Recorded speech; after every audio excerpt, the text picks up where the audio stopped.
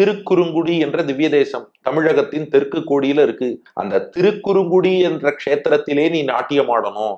என்ன காரணம்னா, திருக்குறுங்குடி நம்பின்னு அங்க பெருமாள் இருக்காரே, அவர் ராமானுஜரிடம் பஞ்சசம்ஸ்காரம் பண்ணிட்டு ஸ்ரீ வைஷ்ணவ நம்பின்னு ராமானுஜருக்கு சிஷ்யரா இருக்கார்.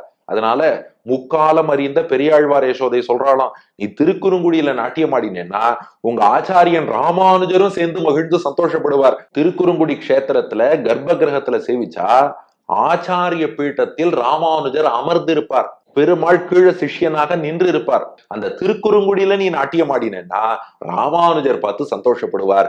ஆச்சாரியன் ஆனந்தப்படும்படி சிஷ்யனாகிய நீ செங்கீரை ஆட்டம் ஆட வேண்டும். அடுத்து எங்க போகணும்னா திருவள்ளரை என்ற திவ்ய தேசத்துல போய் அங்கே நாட்டியம் ஆடு.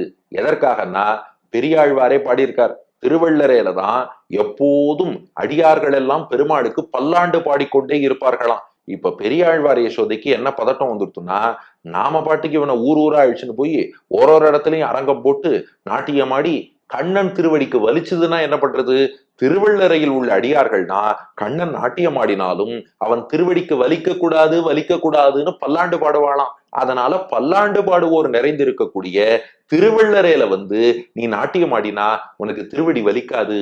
அவளுடைய மங்களாசாசனம் உன்னை காக்கும். மங்களாசாசனம் உன் திருவடிக்கு சுளுக்கு வலி எதுவும் வராமல் பாதுகாக்கும். அதனால திருவள்ளரையில நாட்டியம் ஆடு. அப்புறம் என்னதான் நாட்டியம் ஆடினாலும் இந்த ஒரு சிலர் கண்ணு போடுறதுக்குன்னே யாராவது வருவா.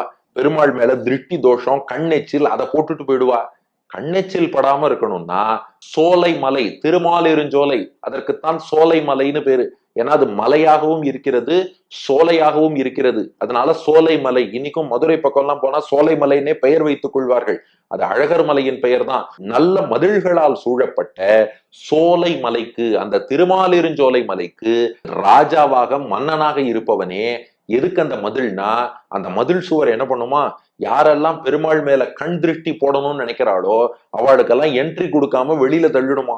யாரெல்லாம் நாட்டியத்தை கண்டு ரசிக்க வேண்டும் நினைக்கிறாளோ அவளை மட்டும் உள்ள அழிச்சுன்னு வரும். அதனால அழகர் மலைக்கு வா, அங்கே பாதுகாப்பாக நாட்டியம் ஆடு.